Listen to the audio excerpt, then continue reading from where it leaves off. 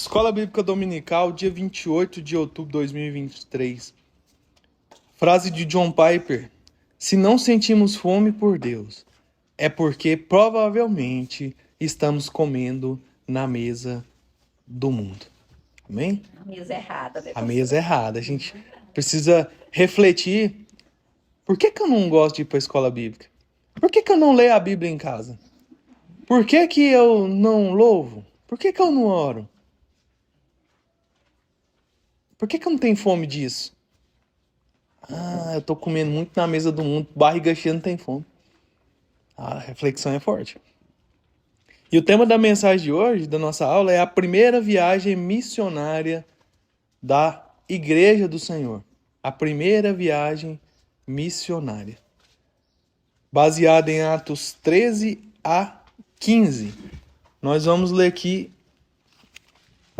Atos 13, para a gente introduzir uma leitura, depois a gente vai lendo de acordo com a lição. Atos dos Apóstolos, capítulo de número 13.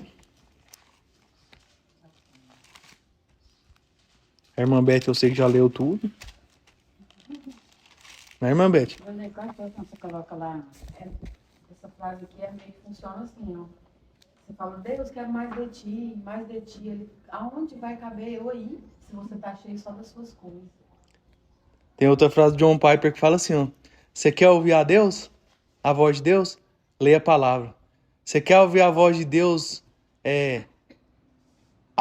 em alto e bom som? Leia a palavra de Deus em voz alta. A pessoa não quer ouvir a voz de Deus, ela se acha no nível de Abraão, para Deus vir falar com ela face a face. É o nível de Moisés, de Abraão, falar com ela audível e face a face. Olha o nível que quer estar. Nós estamos em outubro, final de outubro. Não leu um capítulo da Bíblia. Tem gente que não leu nem um versículo, talvez. Mas um capítulo não, o ano inteiro. E quer ouvir quer chegar num culto, quer chegar nos lugares, e quer a presença de Deus plena, e quer sentir, quer tudo, e quer ouvir. Você não tem o direito, não. Você vai ouvir, mas é para conserto. Do jeito que você tá querendo aí, se achando o Moisés face a face, vai não. Que é isso? É injusto. É injusto, não tá certo. Então, um crente que não conhece a Escritura, perante o diabo, ele não é ninguém. O diabo não teme quando eu venho pro culto. Ele não teme minha religiosidade. Ele teme a palavra. Ele teme um joelho dobrado. Ele teme alguém que tem relacionamento com Deus. Fachada não, fachada. Ele tem visão de raio-x. Só fachada. É bolo sem recheio, tem nada. Vou nem levantar contra, cai sozinho. Que quem tá fraco não precisa derrubar não, né? Começa a andar, cai. Não tem força na perna. Alguém me derrubou. Não derrubou, você caiu sozinho. Você tem uma fraqueza. Então, as coisas muito sérias. Como o Cláudio Duarte profetizou aí numa mensagem dele aí, que as coisas vão apertar para a igreja. Nós vamos viver o melhor momento da igreja. Qual? Perseguição. Ou você nega ou você vai preso. Pastor sendo preso, igreja sendo fechada. Perseguição igual a igreja primitiva, a gente estudou na igreja passada, na aula passada. Tá? Vai separar o crente do cristão. Quem é só crente não vai aguentar, não. Ele falou, eu tô pensando em diminuir a igreja porque eu sei que né, isso tudo aqui não é cristão, não. Na hora que apertar um pouquinho, cai para 10%. Ele falou, prepare os pastores para ver a igreja esvaziar. Isso. Porque nem todo mundo é crente. Igual ontem, na hora que eu vi a postagem daquele homem lá que matou a mulher, né?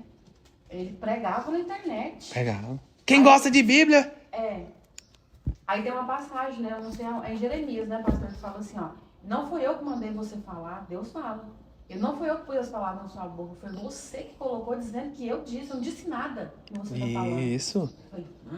O profeta e a profecia, a palavra tem que ser provado, você tem que ouvir, tem que ser igual os bereanos. Ouvir e consultar a Bíblia para ver se é assim mesmo. Você não pode ser levado por todo vento de doutrina, não.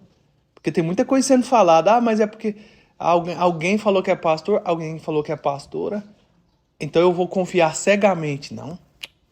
E O ele apóstolo, vivia igual um... o, a- Agora, velho, o homem. o apóstolo Paulo pregava, os discípulos pregavam, os bereanos iam lá e consultar se era assim mesmo. Aí eu vou confiar a um que apareceu na internet, que eu não sei de onde que vem, com uma boa retórica, falando bonito e com a palavra dizendo que é de Deus, eu vou... Faz um pix, eu faço. Pô, tanto que é importante você ter um ambiente para você aprender da palavra sério que você conhece, do que essas coisas aí. Isso é muito complicado. Até a esposa dele, da mulher que morreu lá, da cantora. O áudio dela, eu não confio nele, ele tá comprando arma. Eu não confio nele nem a hora nenhuma. O que ela tá? Morreu. Então as coisas são sérias. Não é de qualquer forma. Então vamos aqui. Atos 13. Na igreja em Antioquia havia profetas e mestres. Barnabé, Simeão, chamado Níger, Lúcio de Cirene, Manaém, que havia crescido com o governante Herodes, e Saulo. Enquanto cultuavam o Senhor e jejuavam, o Espírito Santo disse: Separar-me Barnabé e Saulo para a obra para a qual os tenho chamado. Então, depois de jejuar, oraram e lhe impuseram as mãos e deixaram que partisse. Assim, enviados pelo Espírito Santo, desceram a Seleucia e dali navegaram para Chipre. Chegando a Salamina, anunciaram a palavra de Deus na sinagoga dos judeus e tinham João como auxiliar. Depois de atravessar a ilha toda até Pafos, acharam um judeu chamado Bar-Jesus, que era mago e falso profeta. Ele estava com o procônsul Sérgio Paulo, que era um homem sensato. Este chamou Barnabé e Saulo e demonstrou desejo de ouvir a palavra de Deus. Mas Elimas, o mago, pois assim se traduz o seu nome, opunha-se a eles e procurando desviar o procônsul da fé. Todavia Saulo, também chamado Paulo, cheio do Espírito Santo, fixando os olhos nele, disse: Ó filho do diabo, cheio de todo engano e de toda maldade, inimigo de toda a justiça, não cessarás de perverter os caminhos retos do Senhor? Agora a mão do Senhor está contra ti, e ficarás cego, sem ver o sol por algum tempo. Imediatamente névoa e escuridão caíram sobre ele, e andando procurava quem o guiasse pela mão. Então, vendo o que havia acontecido, o procônsul creu, muito impressionado com o ensino do Senhor. Então Paulo e seus companheiros navegaram de Pafos e chegaram a Pergue, na Panfilha. João, porém, separando-se deles, voltou para Jerusalém. Mas eles, passando além de Pergue, chegaram a Antioquia da Psídia, entraram na sinagoga no dia de sábado e sentaram-se. Depois da leitura da lei e dos profetas, os chefes das sinagogas mandaram dizer-lhes: Irmãos, se tendes alguma palavra de exortação ao povo, falai. Então Paulo se levantou e, pedindo silêncio com a mão, disse: Homens israelitas, e vós, tementes a Deus, ouvi. O Deus desse povo de Israel escolheu nossos pais e exaltou o povo quando eram estrangeiros na terra do Egito, de onde os tirou com o braço poderoso. Ele os suportou no deserto por quase 40 anos, depois de destruir as 7 nações da terra de Canaã. Deu-lhes o território delas por herança. Isso tudo levou cerca de 450 anos. Depois disso, deu-lhes juízes até o profeta Samuel. Então pediram um rei. E durante 40 anos Deus lhes deu um rei. Deu como rei Saul, filho de Quis, homem da tribo de Benjamim. Depois que tirou Saul, deu-lhes Davi como rei, do qual também testemunhou, dizendo: Achei Davi, filho de Jessé, homem segundo o meu coração, que fará toda a minha vontade. Da descendência deste, conforme a promessa, Deus trouxe a Israel o Salvador, Jesus. Antes do aparecimento dele, João pregou a todo o povo de Israel um batismo de arrependimento. Mas ao concluir seu ministério, João dizia: Quem pensais que eu sou? Eu não sou o Cristo, mas depois de mim vem aquele que eu não sou digno de desatar a sandália dos pés. Irmãos, filhos da linhagem de Abraão, e os que dentre vós temem a Deus, foi a nós que a palavra desta salvação foi enviada. Pois os que habitam em Jerusalém e as suas autoridades não reconheceram Jesus e, condenando-o, cumpriram as palavras dos profetas que são lidas todos os sábados. E mesmo não encontrando nele nenhuma acusação digna de condenação à morte, pediram a Pilatos que fosse executado. Quando terminaram de fazer as coisas que haviam sido escritas a respeito dele, tirando-o do madeiro, o puseram numa sepultura. Mas Deus o ressuscitou dentre os mortos, e ele foi visto durante muitos dias pelos que haviam subido com ele da Galiléia para Jerusalém, os quais agora são suas testemunhas para o povo. E nós vos anunciamos as boas novas da promessa feita aos pais, a qual Deus cumpriu para nós, filhos deles, ressuscitando Jesus, como também está escrito no 2º Salmo: Tu és meu filho, hoje te gerei. E quanto a tê-lo ressuscitado dentre os mortos, para nunca mais voltar à deterioração, Deus falou: Eu vos darei as santas e fiéis bênçãos de Davi. Porque ainda em outro salmo diz: Não permitirás que o teu santo sofra deterioração. Porque Davi, depois de servir a sua própria geração pela vontade de Deus, adormeceu e foi posto junto a seus pais e sofreu deterioração. Mas aquele a quem Deus ressuscitou não sofreu nenhuma deterioração. Irmãos, ficai, pois, sabendo que por meio dele vos é anunciado o perdão dos pecados. E por meio dele, todo o que crê é justificado de todas as coisas de que não pudesse ser justificado pela lei de Moisés. Tomai cuidado, para que não venha sobre vós o que foi falado nos profetas. Vede, ó zombadores, admirai-vos e desaparecei, porque em vossos dias realizarei uma obra na qual jamais crerias, se alguém vos contasse. Quando iam saindo, rogavam-lhes que lhes repetissem essas palavras no sábado seguinte. E quando a reunião acabou, muitos judeus e gentios devotos convertidos ao judaísmo seguiram Paulo e Barnabé, os quais, falando-lhes, os encorajavam a perseverar na graça de Deus.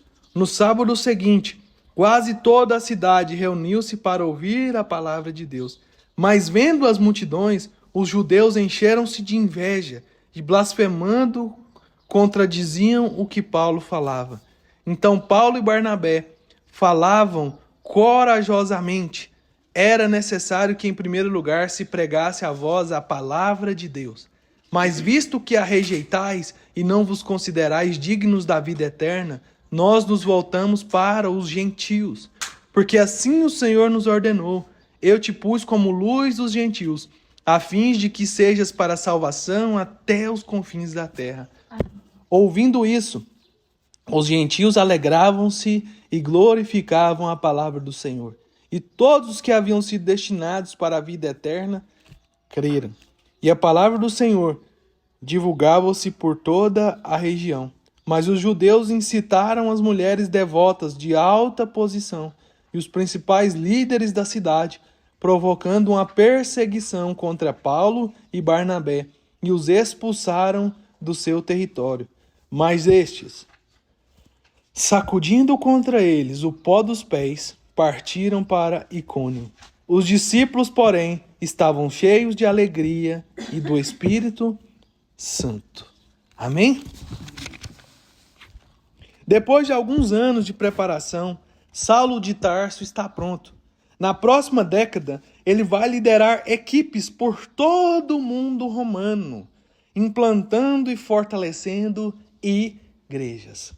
Milhares serão alcançados e salvos. Suas cartas formarão a base doutrinária da igreja. Deus surpreende chamando aquele jovem que apoiara o assassinato de Estevão. Amém? Agora começa aquele início missionário, aquele aspecto missional da igreja primitiva, e que a igreja moderna também deveria seguir o exemplo. O que a igreja moderna tomou um rumo onde ela não segue mais a origem grega do seu nome, que é chamados para fora. Hoje eles são chamados, a igreja é chamada para dentro. O melhor templo, o templo mais confortável, o ministério para atender às necessidades das pessoas, dos departamentos, atender para dentro. Mas a igreja perdeu, muitas das igrejas têm perdido o aspecto missional. O aspecto que é para fora. Ide por todo mundo e pregai o evangelho. Hoje em dia as pessoas querem os crentes das outras igrejas porque já estão prontos. Não querem fazer a missão. Não querem os perdidos. Não querem os difíceis. Não querem os Saulos de Tarso da vida. Querem os prontos. A igreja nunca foi assim. A igreja sempre foi missionária. Não, os judeus não querem, então vamos por todo mundo. Vamos por todo mundo buscar os perdidos. Vamos. Vamos. O nosso campo missionário é o mundo. O meu púlpito Não é templo cheio de luz. Não, já dizia um pregador. O meu púlpito é o mundo. O meu campo missionário é cada pessoa. Tem gente que quer púlpito. Tem gente que quer mídia. Mas todo mundo critica o pregador da feira. Que prega inferno. Mas ninguém quer pregar nem amor. Não, deixa. Vamos ser muito religiosos. Não, achei bonito hoje lá um evangelismo no sinal ali. Umas jovens entregando panfleto da Assembleia Evangelho Pleno. Bom dia, tudo bem? Só aceita esse panfleto? Isso faz diferença. É uma iniciativa. Está semeando a palavra de forma simples, mas a palavra é poderosa. Então, um panfleto daquele, uma Bíblia do Novo Testamento que é entregue, a missão que é feita na condição que a gente tem, ela é poderosa. O nosso propósito não é como o Alessandro Vilas Boas canta numa música dele, eu não nasci para encher a igreja.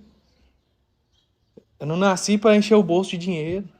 Eu nasci para conhecer Jesus e fazê-lo conhecido. Tá lá no minha bio do Instagram, conhecer a Deus, fazê-lo conhecido. Esse é o meu propósito.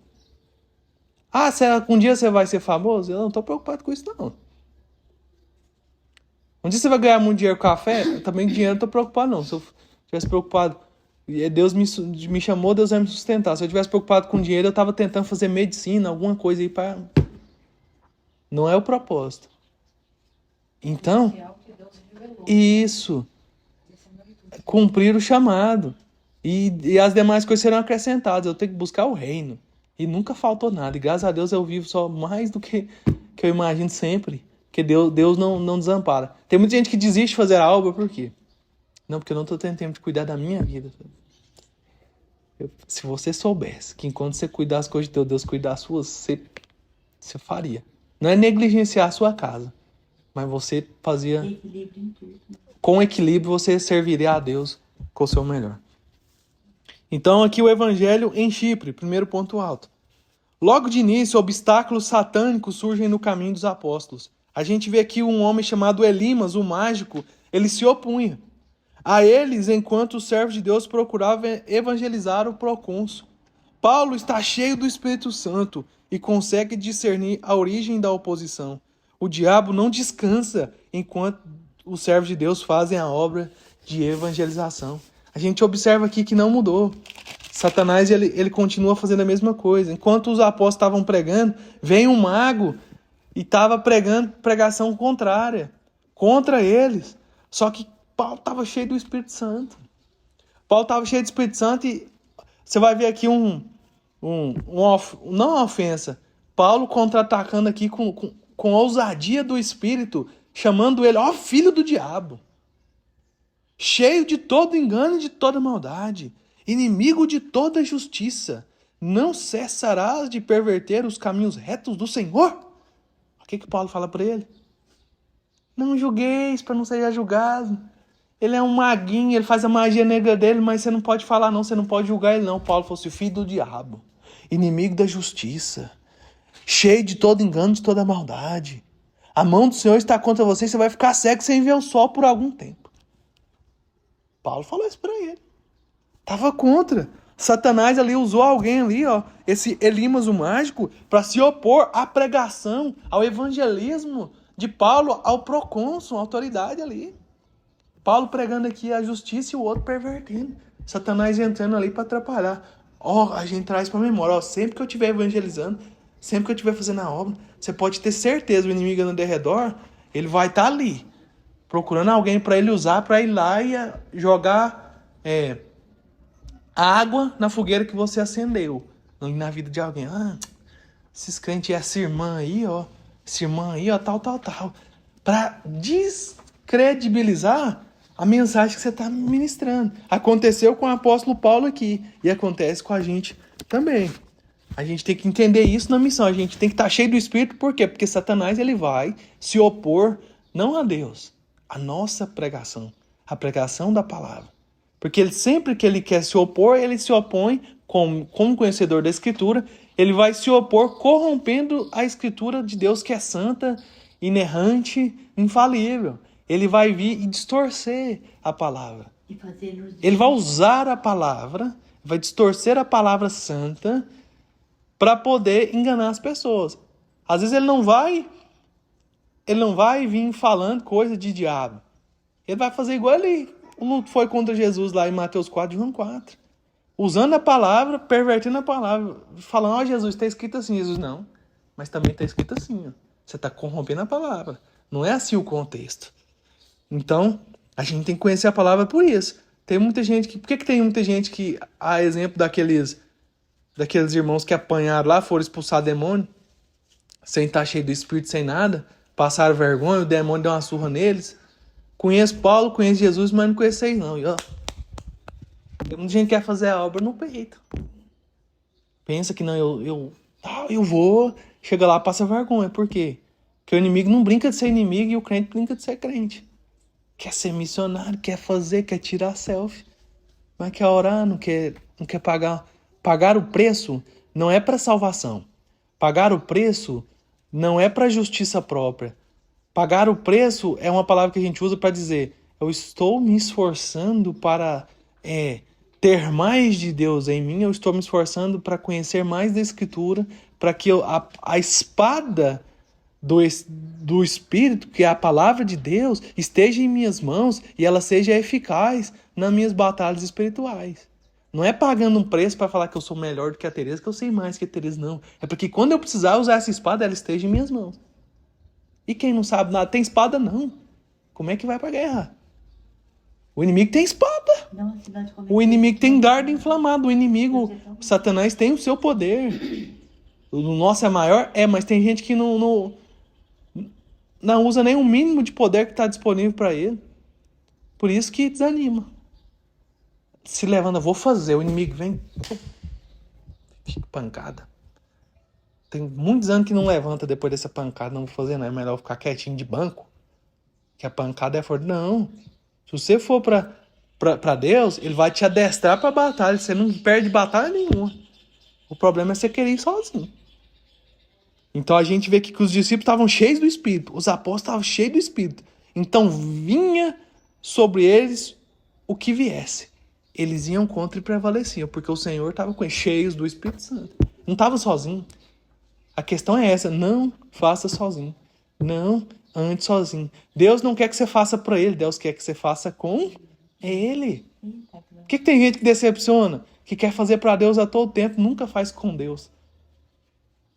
Fazer para Deus é cansativo. É trabalhar para alguém. É ter Deus como patrão. Fazer com Deus não. É brincar com o pai. Vamos fazer aqui, vamos lavar o carro com o papai. É diferente do que meu pai mandar eu lavar o carro sozinho. É ruim demais.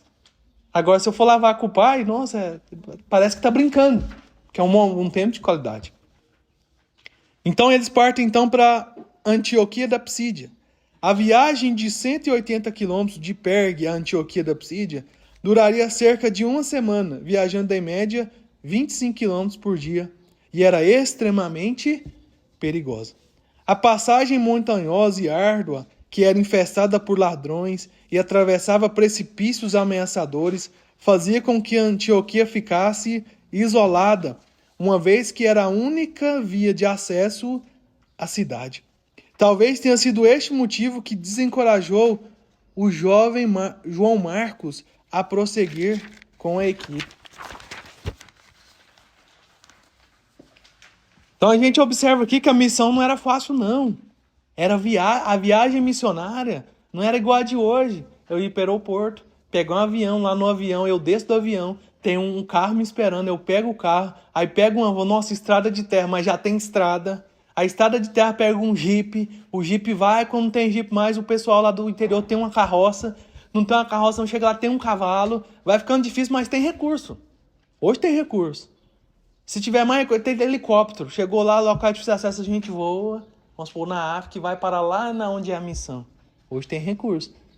Então naquele período era bem mais difícil. Viagens perigosas, ladrões, a perseguição do Império Romano, a perseguição dos judeus, ladrões, precipícios, vales e montanhas. Para quê? Para levar a palavra. Tinha oferta esperando lá, financeira? Tinha não. Tem missionário demais hoje? Tem. Quanto que é para missionário vir aqui na igreja? Não, geralmente é de R$600 a oferta da missionária. Ela não cobra. Mas é a partir daí que as ofertas... é... Nossa, R$600. Tá certo, não é muito dinheiro não, mas R$600 dá pra gente pagar a água, a luz da igreja, a internet, dá pra comprar alguns produtos que a igreja precisa pro mês. E a 600 é pra missionária vir 40 minutos. E se não der o dinheiro, vem? Não, geralmente ela é abençoada. Amém. Eu entendo. Mas obrigado. Paulo não recebia, não. Tinha, não. Ele chegava lá na missão, ele trabalhava. Qual era a profissão de Paulo? Fabricante de tendas. Ele falava assim, eu trabalhei no meio de vocês para não ser peso para ninguém. Eu trabalhei. E quem não quiser trabalhar, que não coma. Eu trabalhei, eu não pesei para ninguém. Missionário. Raiz. Bíblico. Então não era fácil, não. Paulo e Barnabé procuram primeiro a sinagoga dos judeus, atitude que tomariam em todas as suas viagens, de forma a garantir que seus compatriotas tivessem uma chance de ouvir a respeito de Jesus como Messias, Salvador. Paulo compara Cristo aos grandes vultos nacionais dos hebreus, demonstrando que Jesus está acima dos maiores ícones da história, como Davi. Então o que Paulo... antes judeu, agora cristão, só que de formação fariseu, só que agora convertido a Cristo, cristianismo, ele chegava, o que Jesus disse, a Bíblia, o Evangelho, veio para os que eram seus, mas os seus não receberam. Quem eram os seus? Os judeus. Israel. Os seus não receberam. Ele foi aos gentios. Então Paulo está fazendo a missão, mas sempre que ele chegava a uma cidade... havia uma sinagoga onde ele ia primeiro aos judeus. A sinagoga. Ele ia pregar aos judeus para que os judeus tivessem a chance, ele queria garantir, de ouvir a respeito de Jesus como Salvador.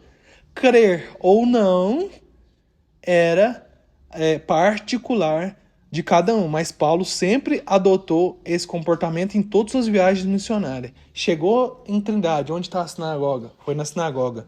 Depois... para o resto da cidade, para os gentios.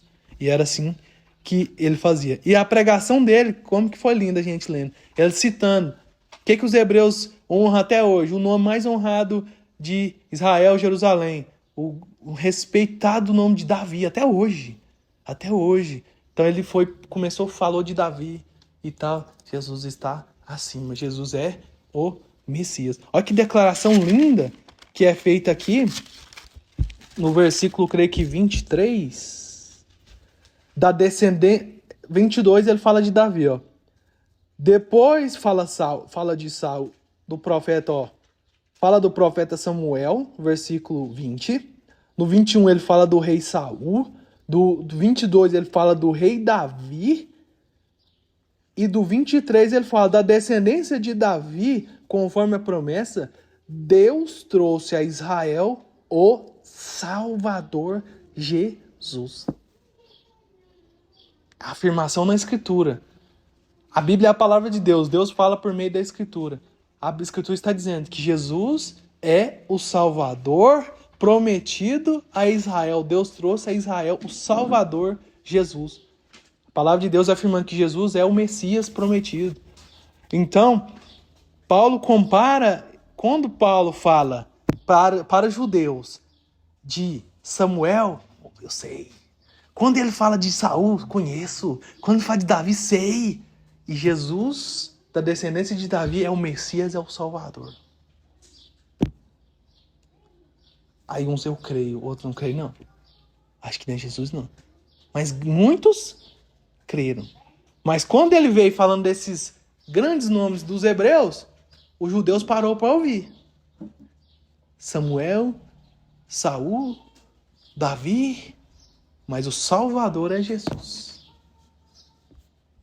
Aí eles ouviram a mensagem. Os judeus mais radicais rejeitam a mensagem movidos por inveja, quando percebem que o povo está se encantando pela palavra dos apóstolos, enquanto os gentios rejubilam diante da notícia de que eles podiam ser salvos através de Jesus Cristo. Então os judeus mais radicais, segundo a palavra aqui, versículo 45, capítulo 13, mas vendo as multidões, os judeus encheram-se de inveja e blasfemando contradiziam o que Paulo falava. Então qual era o problema dos judeus? Era a inveja. Quando eles viram que as pessoas estavam se encantando com a mensagem da palavra de Deus, com a mensagem da salvação, mensagem de Jesus salvando gentios, eles ficaram com inveja. E os gentios se alegrando se alegrando de novo diante da notícia. Eu posso ser salvo por meio de Jesus. A salvação não é só pelos judeus. Se eu me arrepender e crer nesse Salvador, eu estou salvo. Eu sou justificado. Os meus delitos, os meus pecados são pagos. Jesus pode me salvar. Eu não sou judeu não, mas se eu crer pela fé, eu sou salvo, sou justificado. Então eu creio. Então eles se alegravam. E os judeus, inveja. Inveja, que isso? Não pode isso não. Jesus não é salvador não. E a pregação só fazendo efeito, e o poder de Deus agindo, e o poder do Espírito Santo, e as pessoas crendo sendo salvas. E os judeus com inveja. Terceiro ponto aqui, em Icônio, Listra e Derbe. Capítulo de número 14. Diante da resistência em Antioquia, eles prosseguem a região da Licaônia, na Ásia Menor. Primeiramente em Icônio, onde o foco permanece, anunciar o Evangelho. A oposição não mudava sua mensagem para torná-la mais atraente aos ouvintes. E assim, os judeus locais novamente tumultuam a apresentação da palavra. Olha aqui o capítulo 14. Em Icônio, entraram na sinagoga dos judeus, como costumavam fazer, e falaram de tal modo que uma grande multidão creu, tanto de judeus como de gregos. Mas os judeus descrentes acirraram os ânimos dos gentios e os irritaram contra os irmãos. Entretanto, eles se demoraram ali por muito tempo, falando corajosamente acerca do Senhor, que confirmava a palavra da sua graça, concedendo que por suas mãos se realizassem sinais e feitos extraordinários. E o povo da cidade se dividiu. Uns ficaram do lado dos judeus e outros dos apóstolos. E tanto gentios como judeus, juntamente com suas autoridades, tramaram atacá-los e apedrejá-los. Ao saberem disso, eles fugiram para Listra e Derbe, cidades da Licaônia e região vizinha. E ali pregavam o Evangelho. Pregava dinheiro? Estava pregando cura? Estava pregando vida sem sofrimento? Estava prometendo casa? Estava prometendo carro? Estava fazendo... Não. Pregava o Evangelho que salva. O Evangelho que diz, arrependei-vos e crede no Senhor Jesus. Em Listra encontravam-se sentado um homem defeituoso dos pés, aleijado de nascença e que nunca havia andado, e ouvia Paulo falar. Paulo, fixando nele os olhos e vendo que tinha fé para ser curado, disse em alta voz, levanta-te e fique em pé. Ele então deu um salto e começou a andar. Vendo o que Paulo fizera, as multidões começaram a gritar em língua licaônica. Os deuses desceram até nós em forma de homens. A Barnabé chamavam Zeus e Paulo Hermes, pois era ele quem dirigia a palavra. O sacerdote de Zeus, cujo templo ficava de frente para a cidade, trouxe para as portas touros e coroas de flores, e juntamente com as multidões queriam oferecer-lhe sacrifício. Quando os apóstolos Barnabé e Paulo ouviram isso, rasgaram suas roupas e puseram-se no meio da multidão, gritando: Homens, por que estáis fazendo isso? Nós também somos homens da mesma natureza que a vossa, e vos anunciamos o evangelho para que vos afasteis dessas práticas inúteis e vos volteis para o Deus vivo, que fez o céu, a terra, o mar e tudo o que há neles. Nos tempos passados, ele permitiu que todas as nações andassem por seus próprios caminhos. Contudo, não deixou de dar testemunho de si mesmo, fazendo o bem, dando-vos chuvas do céu, estações frutíferas, fartando-vos de mantimento e enchendo o vosso coração de alegria. E dizendo isto, foi-lhes difícil impedir que as multidões lhes oferecessem sacrifício. Chegaram, porém, judeus de Antioquia e de Icônio, e tendo convencido as multidões, apedrejaram Paulo e o arrastaram para fora da cidade, dando-o por morto. Mas quando os discípulos o rodearam, ele se levantou e entrou na cidade no dia seguinte, partiu com Barnabé para Derbe. E depois de anunciar o evangelho naquela cidade e de fazer muitos discípulos, voltaram para Listra, Icônio e Antioquia, renovando o ânimo dos discípulos, exortando-os a perseverar na fé, dizendo que em meio a muitas tribulações nos é necessário entrar no reino de Deus. Ó, o tanque é forte, ó.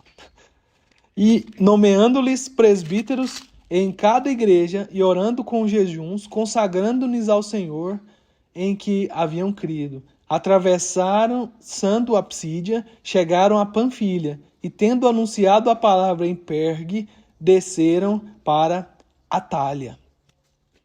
Olha que lindo aqui, ó. Então a gente viu que de novo teve resistência da palavra e eles foram para Listra. Eles estão viajando aqui em missão. Ao curar o homem aleijado, Paulo e Barnabé são considerados deuses encarnados, a quem o povo queria fazer sacrifícios e oferendas. Com a chegada dos judeus de Antioquia e Icônio, o cenário muda completamente. Agora eles tentam matar Paulo. Milagrosamente ele sobrevive e já segue para Derbe, onde eles continuam pregando e também fazem muitos discípulos. Olha como é que é a missão. Olha como é que é a vida do missionário. Paulo é apedrejado porque ele não aceitou a adoração. Ele não aceitou ser adorado como Deus porque Deus tinha feito um milagre através dele. O que a gente vê hoje? Esse aí é o pastor que cura. Então, segurança para ele, ninguém toca nele e tal. E assim, um monte de coisa e tudo, e a oferta grande e tudo, e aquela coisa toda e tal. E Paulo não quer adoração. Ah, não quer não? Apedrejaram ele. Vê se tá morto, joga lá fora da cidade. Jogou ele fora como lixo, tá morto. Mas milagrosamente ele se levantou, não morreu e entrou na cidade de novo. Isso que é uma lição, né? Foi apedrejado, dado como morto, levantou e entrou de novo. Falei, não, vou cair não. Olha o versículo 22. Renovando o ânimo dos discípulos, exortando-os a perseverar na fé. Tá difícil, tá? Persevera. Dizendo que em meio a muitas tribulações, nos é necessário entrar no reino de Deus. É o que a gente vai viver nesses dias. É em meio a muitas tribulações. Então a paz, falta nada. Jesus vai voltar. Em meio a muitas tribulações. Quer ser crente? Quer viver a sala VIP com ar-condicionado? Coca-Cola gelada, gelo e limão? Sanduíche natural com peito e peru? Cafezinho gourmet? Não é torrado não, é cafezinho marronzinho, meu marido. Clarinho, purinho. Quer? Só esperando Jesus voltar. E quer ir na carruagem de fogo. Mas não pode ser a de Elias, que a do Elias tá usada. A novinha. Quer passar nada. Nunca nem foi xingado de crente. Tem gente que ninguém sabe que ele é crente. Aí eu vejo aqui Paulo passando isso tudo e falando, é necessário entrar no reino por meio de muita tribulação. Opa! Então tá bom, Senhor. Então não tá muito... Eu dou graças por aquilo que eu tô vivendo. Tá difícil, tá? A perseguição tá. Não, mas é um ou outro falando mal só? É um ou outro maltratando eu? É um ou outro ingrato? Não tá pouco. Nunca levei nenhuma pedrada. Nunca ninguém entrou na igreja aqui pra... Graças a Deus, louvado seja o nome do Senhor. Nem pra tacar uma pedra, nem pra cuspir. E eu tô achando que tá difícil, porque o irmão falou mal de mim, que eu preguei ruim. Que a irmã falou que minha gravata tá torta. Que a irmã falou que meu blaze rasgou. Não, o que é isso, compadre? O que Paulo passou? A gente tem 30 anos de vida cristã, nunca nem foi humilhado, expulso de lugar nenhum, porque tava pregando. Tá difícil. Nossa, tá difícil demais. O que foi? Não, meu vizinho escuta a música do mundo. Falei, irmão do céu, escuta a música de Deus então, hein? Da mesma altura que ele tá. Faz uma batalha ali, vai orando e consagrando. Para de choro. Vai pra cima. A viagem de confirmação. Paulo e Barnabé retornam visitando as cidades onde as primeiras igrejas não tinham sido formadas. Eles visitam os discípulos para estimular sua fé e dar-lhes mais instruções sobre a sua nova vida. Os apóstolos não queriam apenas números para relatórios e estatísticas. Isso aqui é muito interessante. Tem gente que gosta de ficar contando. Número, estatística, falando, colocando em relatório. Os apóstolos não queriam isso, não. Eles voltavam e queriam estimular os irmãos a perseverar naquela fé. Perseverar na palavra. Não era para contar, não. Quantos membros tem em sua igreja? Quanto que entra de entrada por mês? Quem é o maior dizimista? Quem é o menor? Xixi. Quer saber só de número? Você tem certeza? Se quer saber disso, não pergunta para mim, não. Eu não sei, não. Eu não quero saber. Tô preocupado com outra coisa. Tem uns irmãos certos pra você perguntar. O tesoureiro, o outro, eu não sei, não. Também não vou parar pra contar, não. Porque quando pararam pra contar lá, deu ruim. Pode voltar nesse... Quando foi... Vamos contar o povo. Que isso? Então Paulo não queria isso, não. Seu projeto envolvia a formação de igrejas locais, comunidades onde os discípulos pudessem encorajar e fortalecer sua fé, além de aprenderem a compartilhá-la com os demais. Por isso, lideranças pastorais são estabelecidas em cada lugar. Essa é a função da igreja local. Comunidades onde discípulos pudessem encorajar e fortalecer a sua fé. Essa é a missão da igreja. Comunidade, tudo em comum, onde podemos fortalecer nossa fé e nos encorajar a fim de aprender e compartilhar aquilo que aprendemos com os demais. É isso. Não tem muito segredo. As pessoas complicam. O reencontro com a igreja em Antioquia. Esta primeira viagem, a mais curta das 3 que Paulo fez como missionário, durou cerca de 1 ano. A viagem mais curta do Paulo como missionário durou 1 ano. É importantíssimo perceber que mesmo um homem da envergadura do apóstolo Paulo tinha o cuidado de prestar contas a uma igreja local. Ele tinha vínculos com a igreja que o recomendara a obra do Senhor. Paulo tinha vínculos ali com a igreja local e Paulo, então, prestava contas. Versículo 26. Dali navegaram para Antioquia, onde haviam sido confiados a graça de Deus para a obra que acabavam de completar. Eu sou missionário de qual igreja?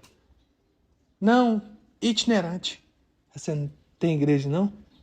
Ninguém te confiou a missão, não? Ninguém confirmou o seu chamado, não? Você não presta conta para ninguém? Não tem nenhum pastor, não tem ninguém? Sou missionário. Missionário independente. O apóstolo Paulo, o homem mais influente depois de Jesus, versículo 26 de Atos 14. Haviam sido confiados a graça de Deus para a obra que acabaram de completar. Lá em Antioquia. Ele foi lá na igreja de Antioquia prestar conta. Quando chegaram e reuniram a igreja, relataram tudo o que Deus havia feito por meio deles e como abrir a porta da fé aos gentios. E ficaram ali com os discípulos durante algum tempo. Não precisa de igreja, não. Não precisa, não. Ah, o apóstolo Paulo, então, tadinho, né? Tá errado. Não precisa de igreja, não. Não precisa de igreja. Eu sou aqui missionário online, pastor online, igreja online. Satisfação para ninguém, não. Só tem um pastor que é Jesus. Beleza, ele é o sumo, ele é o supremo, ele é o perfeito. Mas será que você é tão rebelde que você não presta conta pra ninguém? Eu presto conta. Sempre. Mais do que prestar conta é você não fazer nada de acordo com o que você acha, de acordo com o que você quer, independentemente. Sempre fazendo tudo de comum acordo. Sempre buscando confirmação. Para que ninguém possa botar você. Isso é um rebelde. Isso aí é alguém que está fazendo por conta própria. Isso é alguém que está passando por cima de toda a autoridade. Graças a Deus não é esse nosso cenário. Então o apóstolo Paulo fez isso. Nossa, então eu tenho que abaixar a cabeça mesmo. Eu tenho que estar debaixo. Então a gente observa isso aqui. Último ponto. O Concílio de Jerusalém. Atos 15, do 1 ao 35. A questão dos gentios na igreja não estava bem resolvida. Chegaram a Antioquia alguns membros da igreja em Jerusalém, judeus que tentaram impor costumes judaicos aos crentes gentios. Paulo e Barnabé não aceitaram essa imposição, e então o assunto acabou levado a uma reunião com os apóstolos e presbíteros de Jerusalém. Alguns discípulos que tinham sido fariseus, assim como Paulo, tinham dificuldade de aceitar que os crentes não viviam mais sob os ditames da lei. Os apóstolos e presbíteros eram considerados autoridade máxima para deliberar sobre o assunto. Pedro expôs mais uma vez sua experiência entre os gentios na casa de Cornélio. Lembra da semana passada? Casa de Cornélio. Barnabé e Saulo tinham também um vasto relatório do que Deus fizera entre os gentios na sua primeira viagem missionária. Tiago traz a discussão a um desfecho. Eles não deveriam impor as restrições da lei, a não ser aquelas que pudessem causar escândalo excessivo aos demais crentes judeus. Eles poderiam se abster de algumas coisas, embora não estivessem debaixo da lei, por amor aos irmãos judeus. E o que o Concílio de Jerusalém, a reunião em Jerusalém, tratou? Os judeus, com as práticas da lei, convertidos a Cristo, não estavam mais debaixo da lei, mas debaixo da graça. Então eles não tinham obrigatoriedade de viver mais segundo os ditames, os pontos da lei, estavam debaixo da graça. Só que isso causou confusão, porque os cristãos ali, judeus, queriam judaizar os gentios. Agora você converteu, você vai ter que fazer assim. A lei fala isso. Aí eles fizeram reunião. Olha, vocês não estão debaixo da lei. Vocês estão debaixo da graça. A lei veio até aqui. Agora as portas da graça estão abertas. Não precisa mais viver debaixo da lei. Pela lei. A lei de Moisés é insuficiente para salvar. Tetelestai foi o grito da cruz. Está consumado. A lei foi cumprida. Agora vocês vivem de acordo com o evangelho de Jesus e a graça de Jesus e a salvação por meio de Jesus. A salvação não é mais por meio daquilo que vocês fizeram. E ali eles conseguiram resolver isso.